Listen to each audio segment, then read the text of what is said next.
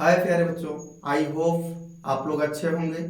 आज प्यारे बच्चों हम लोग पहुंच गए हैं 12.2 के क्वेश्चन नंबर 7 पर। इसके पहले के जो 1 से लेकर के 6 तक के क्वेश्चंस हैं, इनका वीडियो का लिंक आपको डिस्क्रिप्शन में मिल जाएगा, वहां जाकर के आप देख लीजिएगा। और यहाँ हम लोग क्वेश्चन नंबर 7 से सॉल्व करेंगे। तो आइए देखते हैं क्वेश्चन नंबर 7 क्या है। ध्यान देंगे, क्वेश्चन नंबर 7 है, त्रिज्या 12 सेंटीमीटर वाले एक वृत्त की कोई जीवा केंद्र पर 120 अंश का कोण अंतरित करती है। केंद्र पर 120 अंश का कोण अंतरित करती है, संगत वृत्त खंड का क्षेत्रफल ज्ञात कीजिए। तो यहाँ पर सबसे पहले एक वृत्त बना लेते हैं।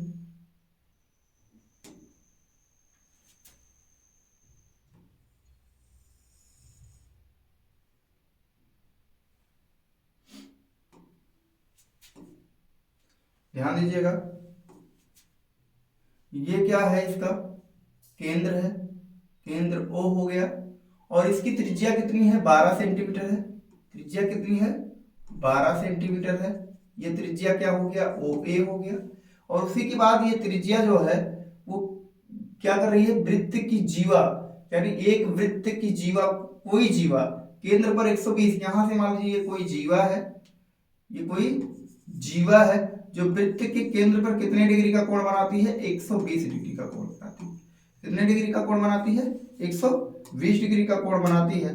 अब हम लोगों को यहाँ पर ध्यान दीजिए कि संगत वृत्तखंड का क्षेत्रफल, अगर कहता इसमें दीर्घ वृत्तखंड का क्षेत्रफल ज्ञात करो, तब हम लोग दीर्घ का ज्ञात करते हैं। अगर खाली दीर्घ वृत्त का यानी कह रहा है वृत्तखंड का क्षेत्रफल ज्ञात करना है, क्या कह रहा है? वृत्तखंड का क्षेत्रफल ज्ञात करने के लिए कह रहा है, तब हम लोग क्या करेंगे? तो यही छोटा वाला जो लघु वृत्तखंड होता है, इसी को हम लोग ज्ञात करेंगे, यानी हम लोग को इसी का एरिया बताना है। तो यहां से ध्यान से देखेंगे भाई,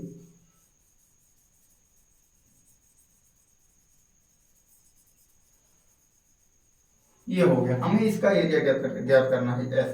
अब यहां से ध्यान से देखेंगे, हल लिखेंगे, हल में क्या आएगा? हल। अब यहां से ध्यान से देखेंगे हम लोग, अब यहां पर क्या दिया गया है? वृत्त की त्रिज्या कितनी है? वृत्त की त्रिज्या बराबर, वृत्त की त्रिज्या क्या है? कितना है? R इक्वल टू 12 सेंटीमीटर, यानी 12 सेंटीमीटर। थीटा इक्वल टू कितना दिया गया है? थीटा इक्वल टू दिया गया है 120। इधर समझ में आया प्यारे बच्चों? यानी दिया गया है R इक्वल टू क्या है? R इक्वल टू है 12 सेंटीमीटर, और उसके बाद में थीटा इक्वल टू 120 है। अब क्या करेंगे? इस त्रिज्य खंड का क्षेत्रफल निकाल देंगे। क्या निकाल देंगे? वृत्त के त्रिज्य खंड का क्षेत्रफल, यहां लिखेंगे त्रिज्य खंड का क्षेत्रफल बराबर। अब त्रिज्य खंड का क्षेत्रफल का फार्मूला क्या होगा? त्रिज्य खंड का क्षेत्रफल का फार्मूला हो जाएगा थीटा बटे 360 डिग्री, और इनटू क्या होगा? पाई R स्क्वायर। ठीक, अब आगे चलेंगे। अब यहां से सॉल्व करेंगे, थीटा की वैल्यू क्या है? 120 डिग्री है, बटे क्या हो जाएगा? 360 डिग्री हो जाएगा, गुणे पाई का मान हम लोग को उपयोग करना है 3.14। क्या यूज करना है? 3.14, और गुणे R का मान क्या है? 12 है। R का मान क्या है? 12 है। तो यहाँ से 12 गुणे 12, चूंकि R स्क्वायर है। अब यहाँ से ध्यान से देखेंगे, ये जीरो से ये जीरो कट जाएगा, और 12 का नंबर 12 और 12 3 36, और इस एक 3 से क्या कट जाएगा? 3 चौका 12। तो यहाँ से आ गया 12 चौका 48, क्या आ गया? 3.14 गुणे 4 8, यानी 48। तो यहाँ से ध्यान से देखेंगे, 3.14 में इसे गुणा करेंगे 48 से, तो यहाँ से हो जाएगा 8 चौका 32, 8 का नाम 8 और 3 11, 8 त्रिक 24 और 1 25, 4 चौका 16, 4 का नाम 4 और 1 5, 4 3 12, यहाँ से हो गया 2 7 5 5 10, 2 2 4 और 1 5 1, यानी आ गया 150.72। कितना आ गया? 150.72 सेंटीमीटर स्क्वायर।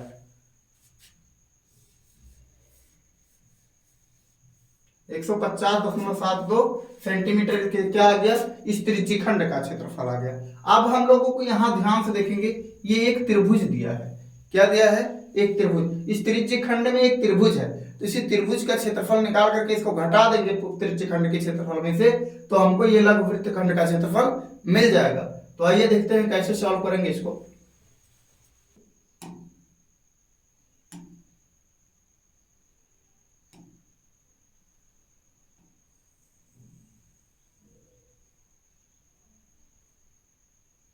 ये एक त्रिभुज हो गया। अब यहां से ध्यान से देखेंगे, ये त्रिभुज हो गया, मतलब ये यही त्रिभुज है, तो ये O हो गया, क्या हो जाएगा, O हो जाएगा, और ये B हो जाएगा, और ये A हो जाएगा। अब यह क्या करेंगे, यहां से O से लेकर O से AB पर क्या डाल देंगे, एक लंब डाल देंगे, जो कि मान लीजिए C हो गया। तो ये यहां से कितने डिग्री का कोण बन जाएगा, 90 डिग्री का कोण बन जाएगा। ये भी 90 और ये भी 90। और अब यहां से ध्यान से देखेंगे, और यहाँ पर क्या कोण जो 120 अंश का था, जो कोण 120 अंश का था, वो 60 अंश में डिवाइड हो जाएगा, और ये भी 60 अंश में डिवाइड हो जाएगा। तो अब यहाँ से हम लोग ध्यान से देखेंगे, तो अब हम लोग को ज्ञात करना क्या है, ये हमारा क्या है, 12 सेंटीमीटर है, और ये भी क्या है, 12 सेंटीमीटर है। अब हम लोग को, अगर हम लोग को इसका क्षेत्रफल ज्ञात करने के लिए, तो इसका आधार चाहिए और इसकी ऊंचाई चाहिए। तो यहाँ से आधार कैसे ज्ञात करेंगे, ध्यान से देखना। अगर ये 90 डिग्री का हो गया, तो ये 60 डिग्री का हो गया।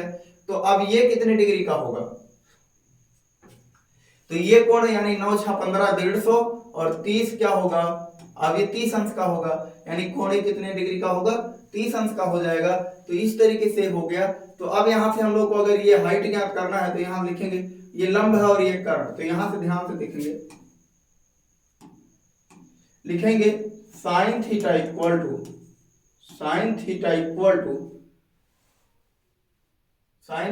टू यहां से हो जाएगा, यानी साइन थीटा इक्वल टू लंब बटे कर्ण, यानी OC बटे क्या हो जाएगा, OC बटे OA हो जाएगा। तो साइन क्या हो गया, 30 अंश हो गया, और OC कितना है, OC हम लोग को ज्ञात करना है, और OA कितना हो गया, 12 हो गया। ठीक। अब साइन 30 अंश का मान क्या होगा, 1/2 हो जाएगा, और इक्वल टू यहाँ से OC बटे 12 हो जाएगा। अब 2 का नाम 2 और 2 छक क्या हो जाएगा, 12 हो जाएगा। 6 का इधर गुणा करेंगे, तो OC इक्वल टू क्या आ गया, 6 सेंटीमीटर आ गया। OC इक्वल टू क्या आ गया, 6 सेंटीमीटर आया, यानी उसकी ऊंचाई आ गई। अब जब ऊंचाई आ गई, तो यहाँ से ये हमारा हो गया 6 सेंटीमीटर। तो ध्यान दीजिएगा, अब यहाँ से अगर हम लोग को ये भुजा ज्ञात करनी हो, तो यहाँ से इस कोण के 60 अंश लेंगे, तो इसके सामने भुजा ये लंब हो जाएगी। तो लंब बटा कर्ण चाहे इससे निकाल लें, लंब बटा कर्ण उसी से निकाल लेते हैं। तो यहां से हो जाएगा साइन थीटा इक्वल टू लंब बटा कर्ण। तो लंब क्या होगा आपकी बार, AC हो जाएगा, और बटे क्या हो जाएगा, कर्ण क्या हो जाएगा, OA हो जाएगा। अब यहां से ध्यान से देखेंगे, तो अब यहां से हो गया हमारा, यानी साइन थीटा से थीटा की वैल्यू क्या रखी जाएगी, 60 अंश रखी जाएगी।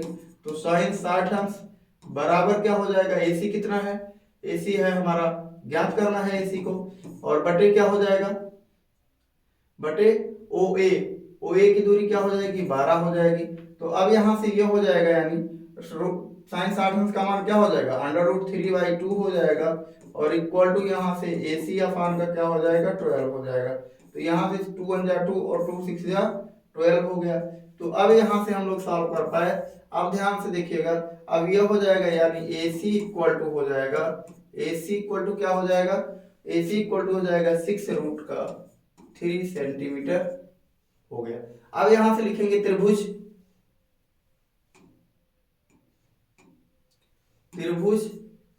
OAC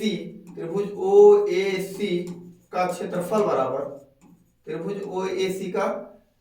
बराबर क्या हो जाएगा, हाफ गुणे आधार गुणे ऊंचाई। तो यहां से हो गया 1/2। आधार में क्या है, आधार हमारा AC है, और गुणे ऊंचाई क्या है, OC है। तो अब यहां से दोनों की वैल्यू निकाले हैं हम लोग, यानी OC इक्वल टू ये हमारा AC है, और ये हमारा OC है। तो यहां से ध्यान से देखेंगे, 1/2 गुणे AC की वैल्यू कितनी है, AC की वैल्यू है 6√3 और यहाँ से इंटू OC कितना है, OC हमारा 6 है। तो यहाँ से इससे इसमें गुणा करेंगे तो 2 भाग दे देंगे, 2 से 6 में भाग देंगे तो 3 हो जाएगा। तो यहाँ से हो गया अब आपका यानी 18√6 सेंटीमीटर स्क्वायर। अब यहाँ से ध्यान से देखेंगे, अब अगर हमको कहा है पूरे त्रिभुज का क्षेत्रफल, तो पूरे त्रिभुज का क्षेत्रफल निकालने के लिए ध्यान से देखेंगे, ये तो हमारा हो गया त्रिज्यखंड का क्षेत्रफल हो गया है। अब यहाँ से ध्यान से देखेंगे, इसको हटाएंगे,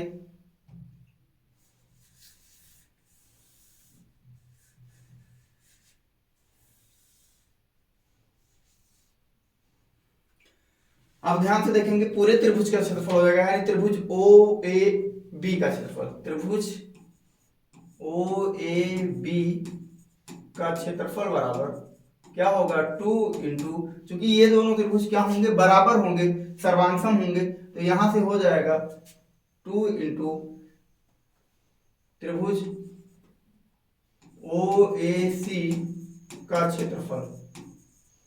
तो यहां से हो जाएगा 2 इंटू OAC का क्षेत्रफल क्या आया है 18√3 सेंटीमीटर स्क्वायर। तो अब यह हो जाएगा 18 दूना 36 √3 का सेंटीमीटर स्क्वायर, ये आ गया। अब यहां से ध्यान से देखेंगे 36 में क्या करेंगे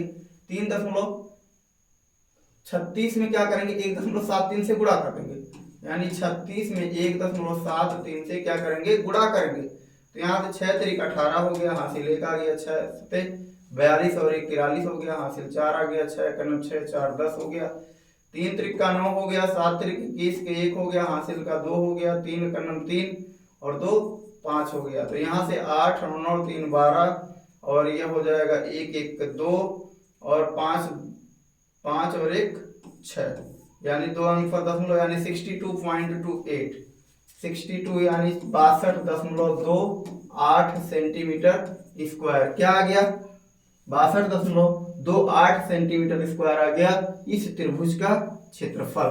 इसका क्षेत्रफल कितना आ गया 62.28 सेंटीमीटर स्क्वायर। अब यहां से ध्यान से देखेंगे, अब यहां से हम लोग लिखेंगे वृत्तखंड, वृत्तखंड वृत्तखंड AVS या ASB का क्षेत्रफल बराबर क्या हो जाएगा त्रिज्यखंड का क्षेत्रफल, यहां लिख देते हैं त्रिज्यखंड का क्षेत्रफल माइनस त्रिभुज का क्षेत्रफल। तो अब फिर यहां से हो जाएगा त्रिज्यखंड का क्षेत्रफल कितना आया है 150.72 माइनस क्या हो जाएगा 62 यानी 62.28।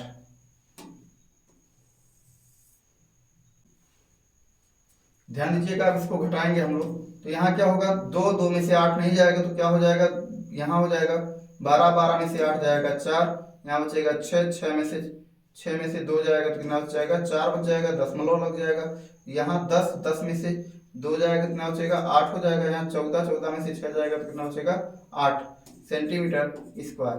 ये हमारा आंसर हो गया। दोस्तों इस तरीके से हम लोग बड़ी ही आसानी से क्वेश्चंस को सॉल्व कर पाते हैं। ऐसे ही क्वेश्चंस को और अच्छे से सॉल्व करने के लिए हमारे चैनल को आप लोग सब्सक्राइब करें और बेल आइकन जरूर दबाएं, ताकि जैसे ही हम नया वीडियो अपलोड करें आपको उसका नोटिफिकेशन जस्ट प्राप्त हो और आप अपनी तैयारी अच्छे से कर सकें। धन्यवाद।